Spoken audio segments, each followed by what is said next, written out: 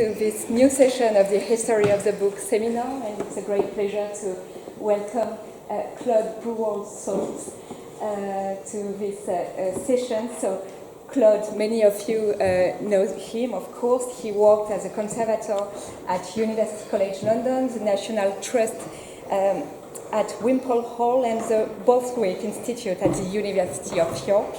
He spent 6 years and a half at Corpus Christi College in the Cambridge College's Conservation Consortium here. He's now working at Eton College, where he's responsible for maintaining the diverse and fascinating collections of the college. Today, Claude will speak on the conservation treatment of Corpus Christi College manuscript 502, which is on display and that you could admire after the talk. So, Claude, the floor is yours. Yes. Before I properly begin, I'd like to thank my former colleague Anne McLaughlin, who provided a very considerable amount of help with research into the content and script. I hope I do it justice. My contribution is taken from what we can see in the manuscript, not in the words but in the materials. So what can we learn from a ruined book? A book with leaves so tender they cannot be separated, ruined by decades of mould growth and with pages closer to compost than prose. The conservation of CCC 502 was a struggle at times, as it's hard to repair something that you can barely touch. As I said, binding fragmentary, writing very much gone. My condition report was considerably longer and laboured the fact that this might not be an excellent project. It didn't seem like the most appealing of projects to me. The prospect of treating something in this condition offered a challenge, but one that would inevitably leave me working in isolation, I'd be worried about breathing in something unpleasant, and generally keeping my distance from other people in case I passed on something nasty. Thankfully, the world caught up with that kind of working, so it all folded in very well. The Elbing manuscripts, however, are something special within the Parker collection. They belong to a later gathering of material, which has not had as much attention as the original bequests. The treatment of this manuscript and 6 others would hopefully change this. This is me and my other former colleague, Françoise Richard, doing our first assessments. 502 is part of the Elbing Collection, a group of 39 manuscripts that are associated with production centres in northern Germany, Poland and Bohemia.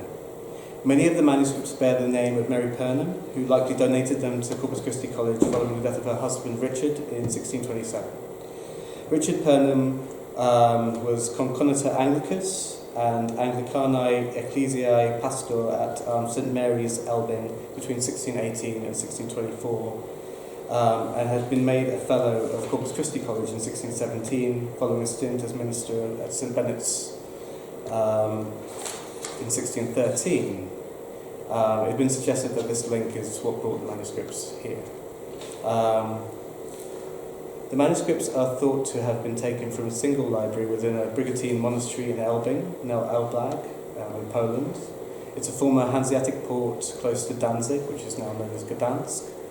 The monastery was founded in 1458, but had been deserted by 1521 and was refounded as a Protestant school in 1535. This is from the Nuremberg Chronicle. There's a picture of a Brigantine monastery that is not the one I'm talking about. The dates associated with the collection offer quite a neat relationship to the wider historical disruptions of the era. The monastery was founded during the 13 Years' War. Its dissolution in 1521 coincides with the progress of the Lutheran Reformation across the northern region of Poland, where major cities in Royal Prussia such as Danzig and Elbing, with their large German-speaking populations, were particularly keen adopters of the new creed. The refounding of the monastery as a Protestant school in 1535 is indicative of the establishment of Protestantism in the region. A library established for a Brigantine monastery and the practices and functions of a Catholic order aren't likely to have been much use to this new school, so we can consider the collection to have been neglected from 1521 until the 1620s, when they were taken by the Purnhams. Stuart Keir, in his study on the Elbing Collection, comments on this period, stating that the manuscripts suffered greatly as a result of bad storage and removal, so that they reached the college already in a bad condition and falling apart. Keir's assertion sets an interesting narrative where the manuscripts are recovered as just west of Royal Prussia, Pomerania and Brandenburg are convulsing in the bloody 30 Years' War, and England has crowned a new king with noted Catholic sympathies in Charles I. The decision to bring such a quantity of Catholic books to England may have been problematic under a different region, but it's possible to see the decision at this time as a suddenly permissible form of ecumenicism. As an act, it also sits happily within the tradition of the founding of the Parker Library and the legacy of Matthew Parker, as this collection of religious manuscripts was no doubt brought here for study. Furthermore, it's a nice coincidence that after Matthew Parker did so much to ensure that priests within the Anglican tradition could marry, that is Mary Purnham's name, rather than her husband, Richard, that is so frequently found on the manuscripts. However, the idea that these books were in some way saved by their collection, transportation and bequest seems unlikely. The split Corpus Christi bookplate on the front board is a clear indication that the worst of the water damage occurred after the manuscripts were brought here to the college. M.R. James's assertion that damage was a consequence of their being kept under the windows of the library, the northern windows of the upper library to be exact, seems a more likely source for the damage seen. Bad storage and neglect also seem to have been a problem in Cambridge. Perhaps the religious wars in England throughout the 17th century made the manuscripts contentious again and easier to forget. In any case, the cataloguing of the Elbing Collection in James's account reads as a rediscovery. The records made for the 1908 catalogue appear to be the first interest taken in the manuscripts since the early 18th century, when their contents were listed, and it is inferred that they were either ignored or forgotten by Stanley and Naismith when they compiled their own records of the Parker Library holdings. Keir, in his study on the Elbing manuscript, outlines his belief that the collection can be broken into two parts. A smaller group of documents referring to the Baltic region, papal bulls, fragments of documents made in Elbing, synodal statutes, mostly later manuscripts dating from the 15th century, and a group of manuscripts of Prague origin, works from the last quarter of the 14th century. These are the pre-Hussite things that he was actually interested in. Manuscript 502 isn't mentioned in Keir's study, possibly due to its condition, and it doesn't fit especially well into either category. It's a little late for the second, as it is likely to have been prepared in the first half of the 15th century, but it's not a work locally relating to Elbing either. The text is one of the more widely reproduced in the Middle Ages. The Rationale Divinorum Officiorum is a very long and detailed treatise on all aspects of the liturgy, including, but not limited to, rituals, ceremonies, sacraments, architecture, art, church utensils, vestments, and more, as well as their symbolic meaning. It was used all over Europe, and in its length and detail it has been described as the most important treatise on the symbolism of church architecture and rituals of worship, but also the most boring book in medieval Europe. James makes a similar assessment when commenting on the Elbing Collection. He describes some half dozen of the manuscripts as mere wrecks, which it could be these ones, which were the ones that we were doing our assessment of, but goes on to say that this is okay, as the old list records their contents. Unfortunately, they were not of any great interest. Damage is common to the volumes of the Elbing Collection, and a good many of them have had substantial repairs. As mentioned, 7 manuscripts were particularly chronic cases, so this is 501, 502, 517, 523, 525, 526, and 527. That's 502, that's the one we're going to talk about. That is 501, and that's 526. The others, each were in such a condition of disrepair that even recent attempts to treat them had only been partially successful. James's evocative description of manuscript 517 serves to comprise the remainder. They are in a grievous state from damp. As an object, 502 is a formidable example of the robustness of medieval bookbinding. A manuscript on thick handmade paper, it is not the most highly decorated, with only one notable incipit on the first folio and plain body text written in black carbon-based ink with red rubrics. But the binding is original, and the alum-toured pigskin covers lightly chamfered beechwood boards and a flexible, tight-backed structure. You can see it has been sewn over double alum-toured skin supports.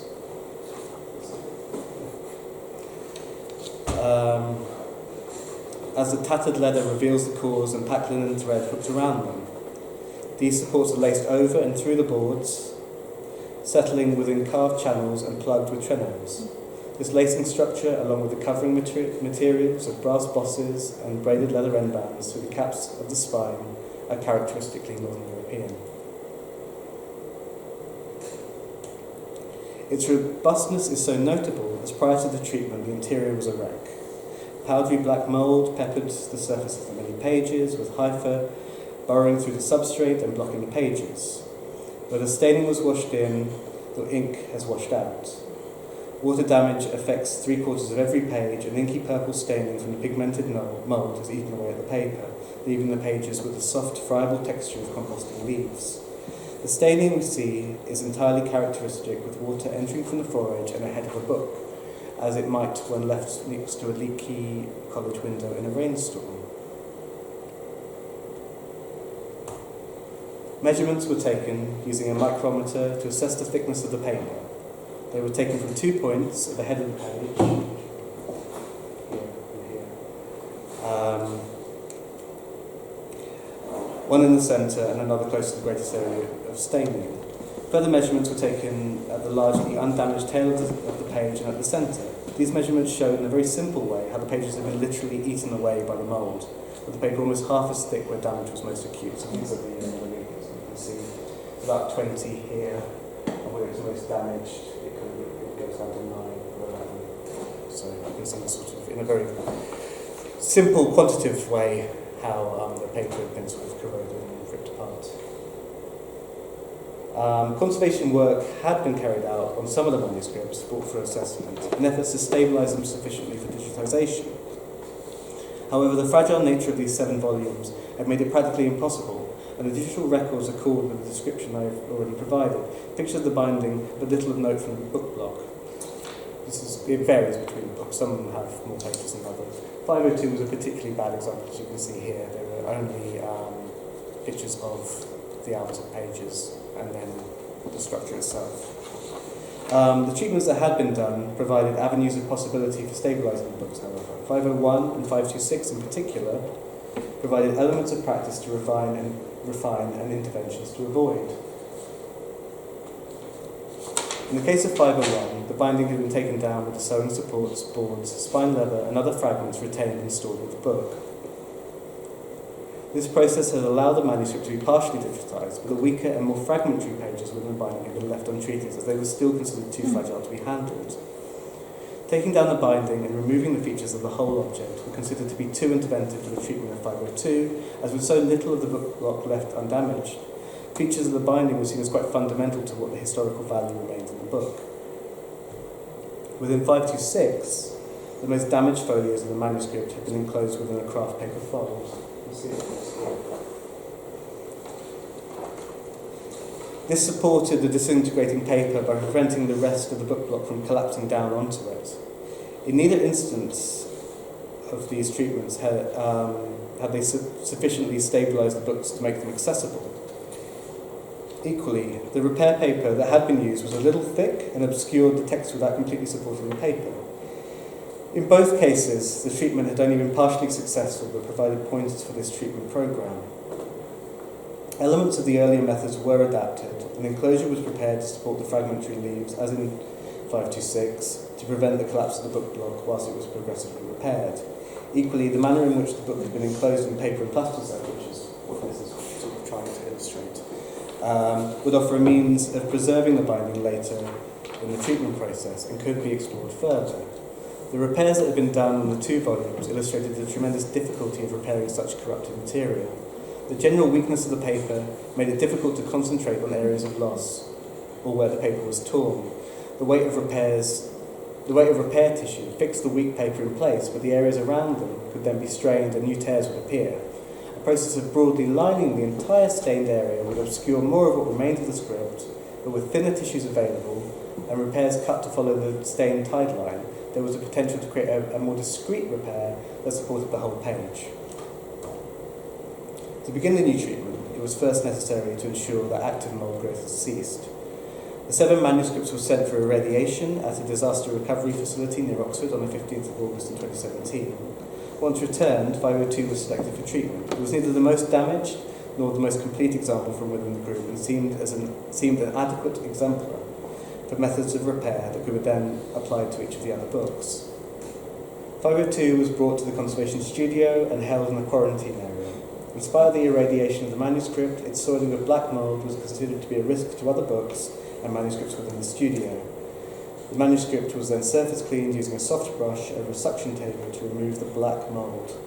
The mouldy paper was very soft and pappy and could only be cleaned very softly and carefully. Where the paper had not been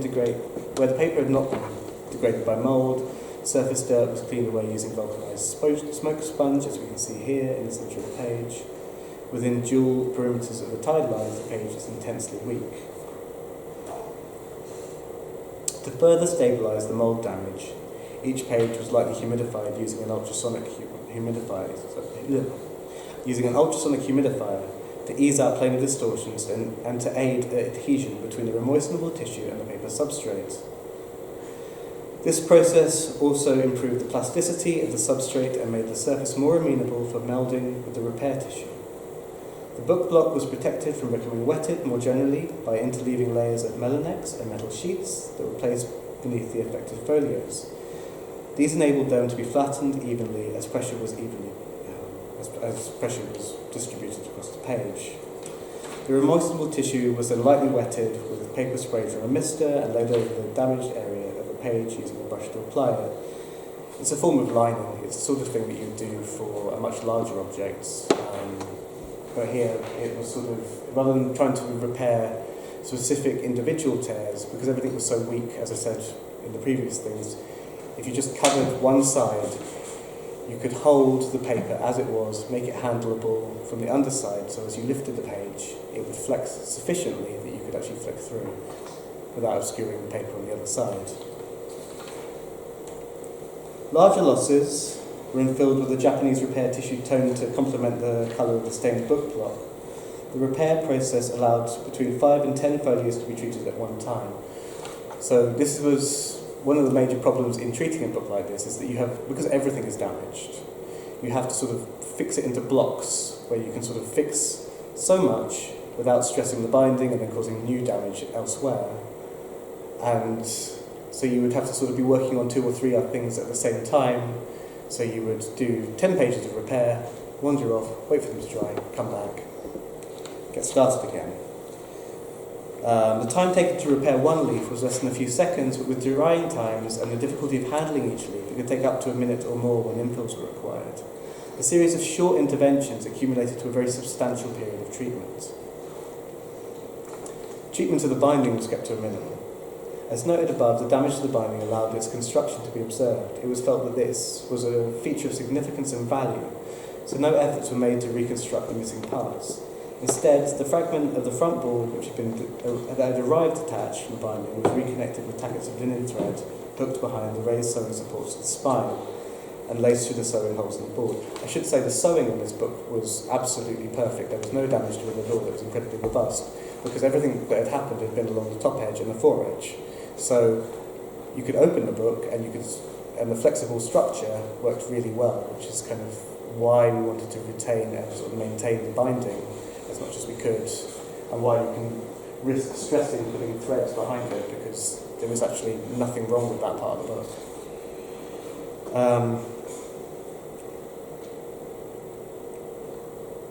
So tackets of linen thread were hooked behind the raised sewing supports of the spine and laced through the original holes in the boards. The wooden trenails that fixed the laced-in sewing supports in place were lifted slightly to allow the thread to be hooked beneath the remnants of the old lace supports.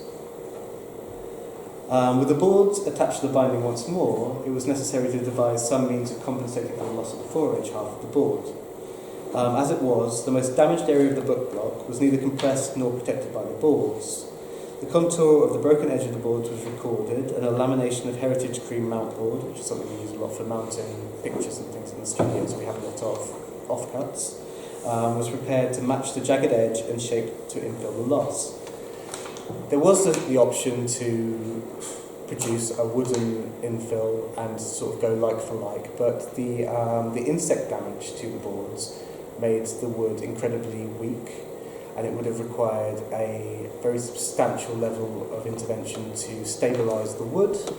So instead of trying to sort of rebuild something that had been sort of eaten through, we set something that would sit next to it and focused on the book block in this kind of infill, rather than trying to sort of rebuild the corrupted parts of the binding.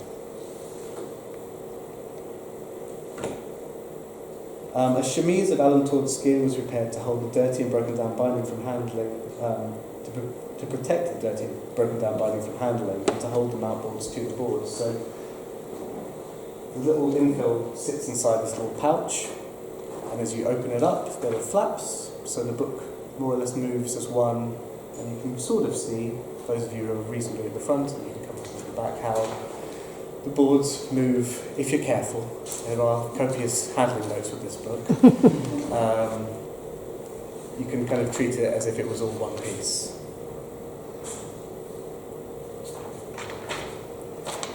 Finally, the headband, which was partially detached from the binding with only one tie intact, was more firmly integrated by sewing around it with linen thread. The leather, again, the leather which had been put over the primary was only partially still there, so you could choose places where you could put new thread and restructure so there are two layers of headbands. We can talk about this later. Anyway, so we sewed around the bit that you could see. That's the element of that you need to know about. That required parts of the leather to be lifted a little bit, and then we put it back down as a final action, and then wrapped the whole book up using very dry wheat starch paste, which is a type of adhesive that we use in conservation for very many things, and it's a very adaptable, very reversible thing, but suitably sticky for most jobs. With the manuscript stabilised, it was possible to analyse its construction, material and features of the remaining scripts. In this I was guided by the then Parker sub-librarian Anne McLaughlin. As a preliminary stage of investigation, the book was checked through with an early printed edition of the Rationale, and it was confirmed that the manuscript was a complete copy. The script is written in a rapid and flowing cursive book hand. In agreement with the catalogue, there are two major scribes. Scribe A, so you can see there's a lot of information in this. It's hard to see in the background, actually. This breaks down where the scribes change, where the paper style changes, and some superfluous elements like where parchment is hooked around the first and last section and things like that. But for the purposes of the moment, it's just if you can make out the red writing at the top, it tells you which scribe is where. So scribe A is responsible for the majority between folio 1 and 196, so that's all the way through to here. So it's about 2/3 of the book. And then scribe D begins midway through quire 16, quite a strange break, so the text just stops, not at a natural end of a passage, but just goes. He wanders off and somebody comes in later. So, other hands may appear between 46 and 55 folios, that's scribe B. And between 144 and 146, scribe C possibly very briefly appears.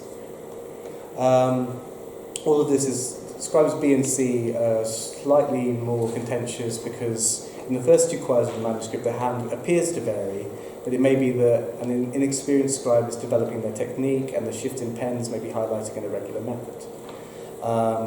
Although there are more notable shifts and other features in the transitions which make it seem like there actually are two other people who get involved.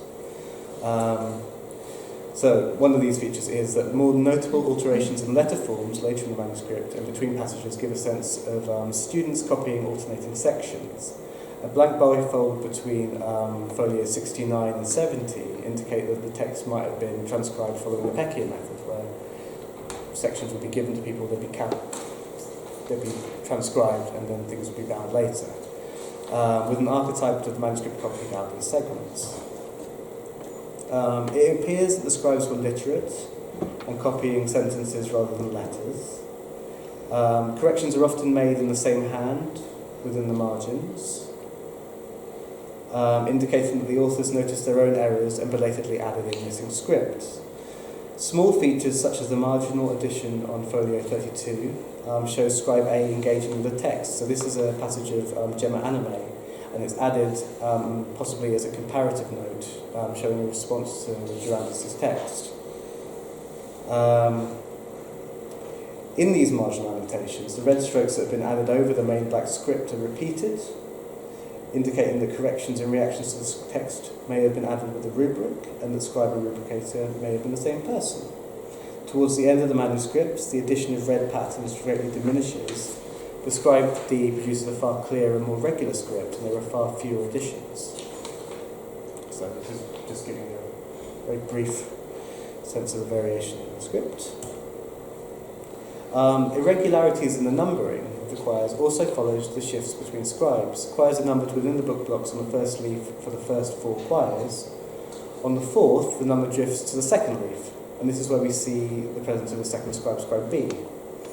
There is one historical error in the numbering, where quire 6 is numbered 7, meaning that the quires are numbered 23, although there are 24 in all. And again, this irregularity seems characteristic of the changing contributors, as scribe A then appears to be working alone for a passage from this point. So maybe they missed their numbers. A more distinct shift can be seen at quire 16. So this is what we're seeing here, where the most definite alteration in the scribe occurs. Here along the clearer script change, each page is briefly numbered at the tail corner rather than at the centre of the page as we had seen previously. This is quite short-lived, and the old system of numbering on the second leaf of each quire reappears before numbering is either forgotten or discarded, only to reappear in the final quire. So it was sort of put forward that maybe scribe D was just a little bit more confident and didn't need to number things quite so much. The catchwords also sort of don't appear quite so much towards the back of the book, which is quite interesting. So it seems like the working process, this person working by themselves, maybe they weren't as in need of reminders and little notes to help them along. It's possible that the manuscript, with all its irregularities and imperfect technique, was a product of students, and that its preparation was a means of teaching. The catalogue stated that the manuscript was a product of the 15th century, and the Brigantine monastery where it was found was established in 1458. Investigating the materials of the manuscript potentially helped determine how close its preparation could have been to the establishment of the monastery. Perhaps it was produced locally, or even at the monastery itself. If that was true, it could make it one of the first books produced specifically for that library. The damage that had affected the script had effectively denoised part of every one of the paper pages. This is the thing that whenever you go to a conservation conference, people talk about like erasing all the script so you can look at the object. Well, this book has already done that, so you can do it. It's easier to analyse the watermarks, chain lines and weave of the paper. These features could be used to gain a general idea of when the paper was produced, after which years the manuscripts could have been prepared. So in this evaluation, the book block contains 3 types of paper, as outlined by these watermarks, as well as the spacing of chain and laid lines. 2 of the watermarks are of a similar type, showing human heads with ribbons around them. These are 20366 and 203939, possibly. I'm not going to use this again, but just call them type 1 and type 2. And then there is the figure with the crozier and the halo. The crozier and the halo figure constitutes the majority of the book block, and you can see them. This is in the Briquet online resource. which is what I used to try and work out where they were from.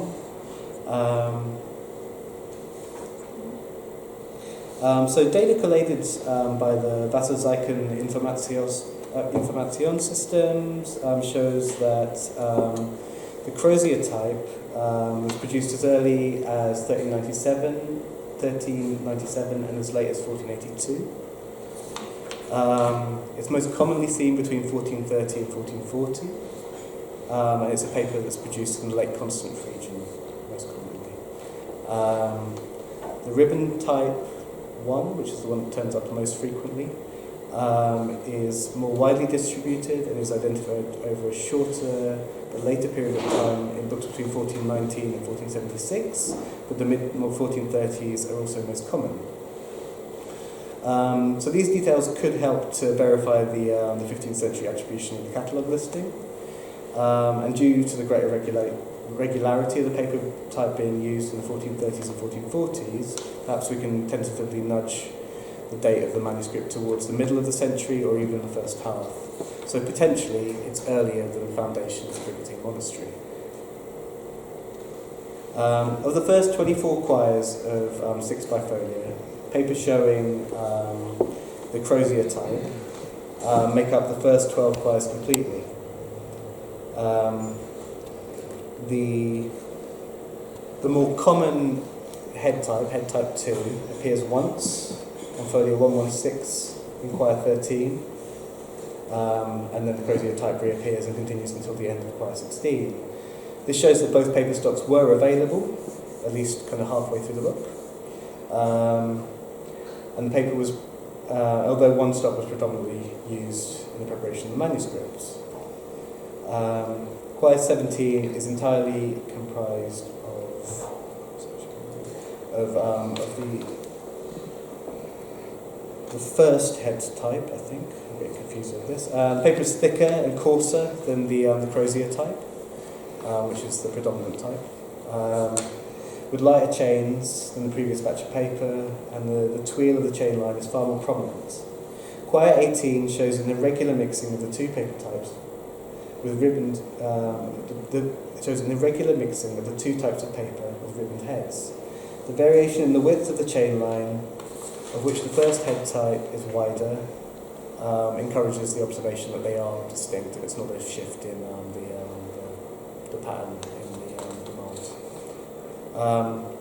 The second ribboned head type of paper shows a lot more flaws in the weave. There's a lot more droplet dispersal in the pulp, which I don't have a really good picture of, I'm afraid. No, I think I looked for one earlier, I couldn't find one, sorry.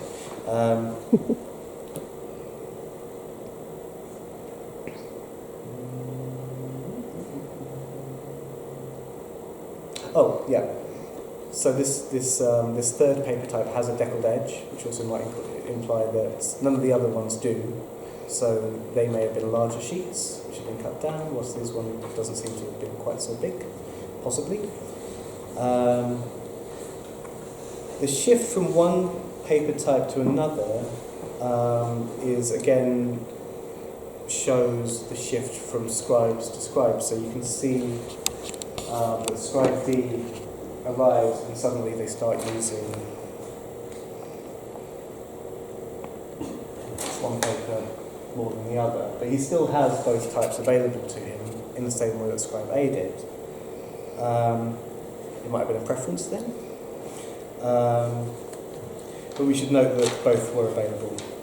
The variation in paper type after such a substantial block of text has been produced may indicate that the scheme of producing the manuscript had not been conceived with all the materials necessary to hand. Again, this might indicate that it's not an institutional copy that's being produced. The conservation treatment of the manuscript allowed various features of the book block to be investigated, but it also provided information for future treatment of the remaining manuscripts. Treatment outlined a series of factors that will have relevance for the remaining items.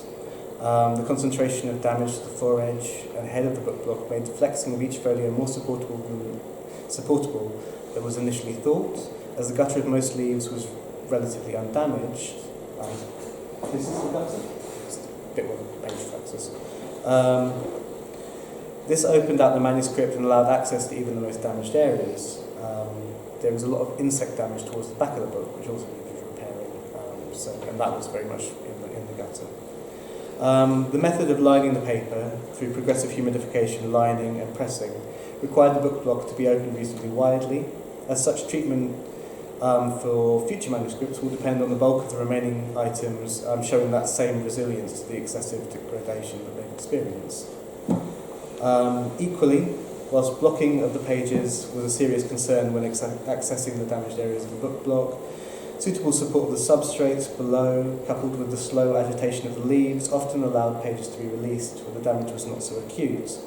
Where damage was severe, it was possible to isolate the areas that were fundamentally lost and minimise the area that could not be saved. So this is one of those things, with a book like this, you have to sort of make assessments, and if you do want to treat it, you have to sort of accept that certain parts might be sacrificed. So occasionally, more in pages like this, you might have a small circle right in the centre, which would just be a block of paper which you would never be able to remove and would be crumbling whenever it was touched. But you could sort of draw it in and make it as small as possible and then separate it and just leave like a little bit that was lost. It was an assessment that we made for this project, and you'd make it completely differently for a different project.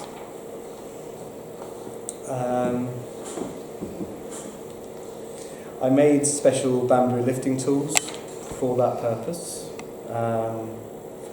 We negotiated with the librarian. They were aware of what could be saved, what couldn't be saved, and they insisted that they wanted to go ahead. So that was the sort of the rationale and the ethics that was sort of behind this kind of project.